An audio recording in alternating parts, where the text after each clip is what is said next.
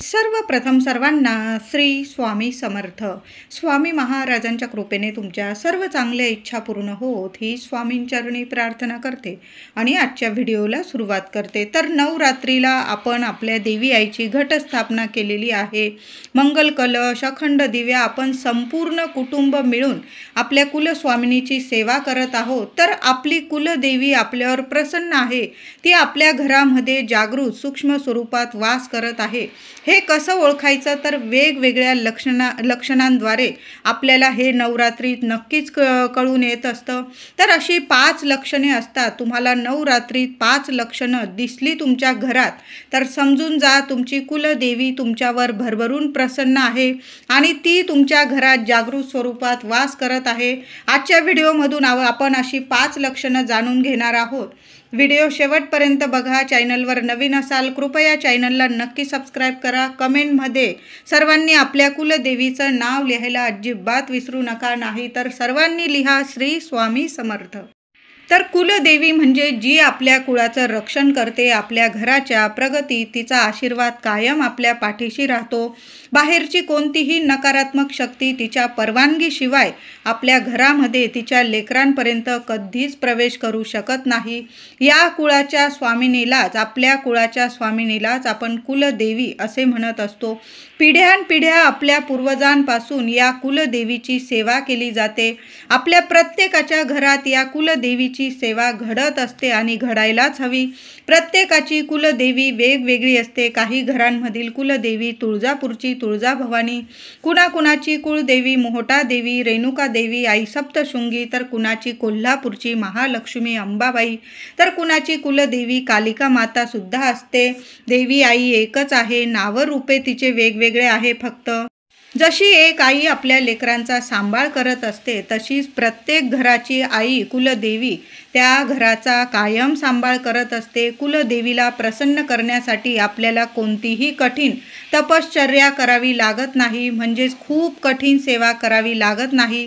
कुलदेवी ही स्वयंभू आहे. पिढ्यानपिढ्या आपल्या घरातून कुलदेवी आईची सेवा घडत असते. जर एखाद्या घराची कुलदेवी त्या घरावर नाराज असेल तर त्या घरावर संकट येतात, घरात वादविवाद होतात, भांडणं होतात, घरातील शांतता नष्ट होते, संतान सुख मिळत नाही, वेगवेगळ्या समस्या त्या घरांमध्ये येत असतात. अगदी साध्या सेवेने सुद्धा आपली कुलदेवी प्रसन्न होत असते. म्हणून जेव्हा कुलदेवीचा वार असतो किंवा चैत्र नवरात्री, अश्विन नवरात्री, तेव्हा आवर्जून आपल्या कुलदेवीची सेवा अवश्य करावी. दर मंगळवार शुक्रवार तिची पूजा करावी. नैवेद्य दाखवून, दिवा लावून अशी साधी सोपी सेवा करू शकता. महिलांनो, दादांनो, आपल्या घरातील वयस्कर माणसं असतील, वडीलधारी माणसं जशी आपल्या घराचं रक्षण करत असतात, त्यांचा कायम घरावर, घरातील व्यक्तींवर दबदबा असतो, तशा घरावर कधी संकट येत नाही. तशीच आपली प्रत्येक घराची एक कुलदेवी असते आणि ती आपल्या घराचा सांभाळ करते. वर्षातून एकदा तरी आपल्या सहकुटुंब सहपरिवार कुलदेवीला गेलं पाहिजे. कुटुंबाने देवीचं दर्शन घेतलं पाहिजे, ज्यामुळे आपल्या कुलदेवीचा कायम आशीर्वाद आपल्यावर राहतो. एखादं अचानक संकट येणार असेल आपल्यावर तर कुलदेवी आपलं रक्षण करते.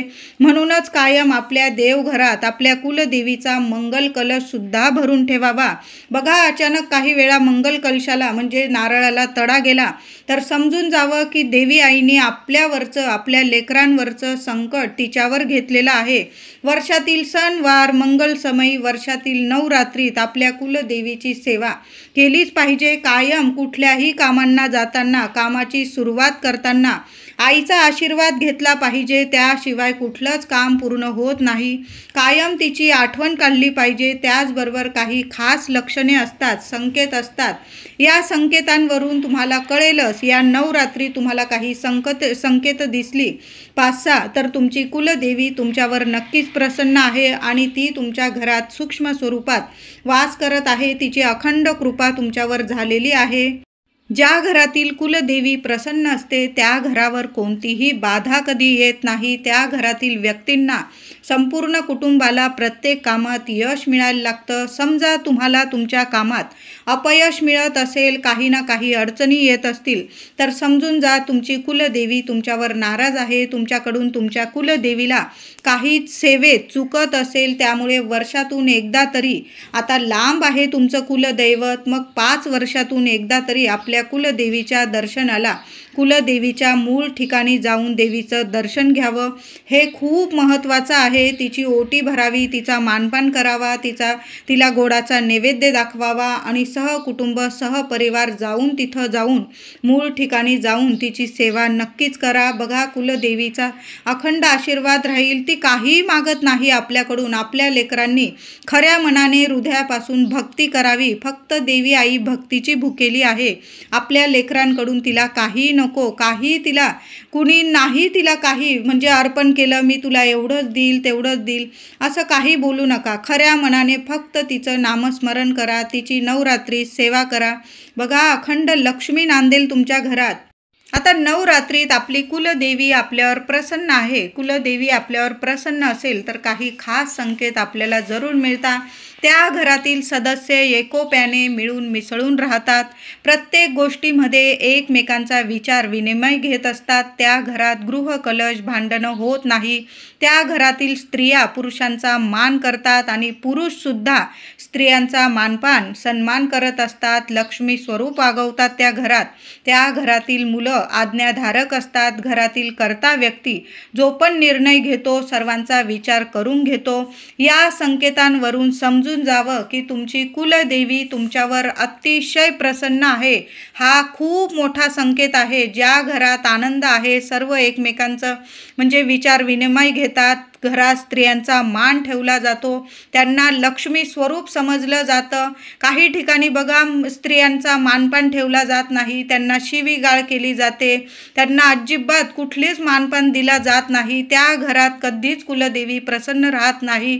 घर लहान असो, मोठं असो, गरीब असो, श्रीमंत असो, आपल्या घरातील लक्ष्मी, हिला लक्ष्मीप्रमाणे वागवलं तर तुमची कुलदेवी कायम तुमच्यावर प्रसन्न राहील.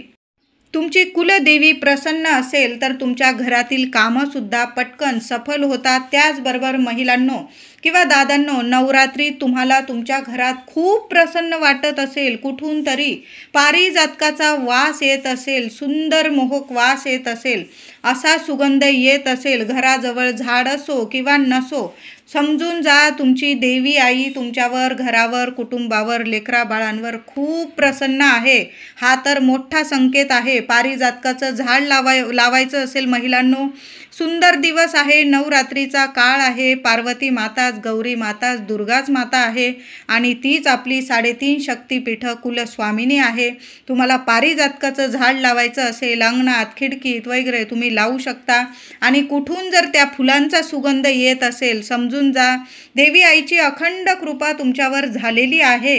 या नवरात्रीच्या काळात तुम्ही अखंड दिवा लावलेला असेल किंवा देवघरातील दिव्यात तुम्हाला फूल तयार होणं झालेलं दिसत असेल रोज, याचा अर्थ आई भगवती तुमच्या सेवेवर अतिशय प्रसन्न आहे. किंवा तुमच्या स्वप्नात देवी आईचा गड, मंदिर, देवी किंवा एखादं सुंदर कन्या रूप तुम्हाला दिसलं किंवा एखादी महिला दिसली सजलेली वगैरे, किंवा घुबड दिसली तुम्हाला, नाग दिसला, सिंह दिसला, वाघ दिसला, हत्ती, यांचे स्वप्नात या नवरात्रीत दर्शन झाले तर समजून जा तुमचे दुःखाचे दिवस संपून सुखाचे दिवस येण्याची ही चाहूल आहे.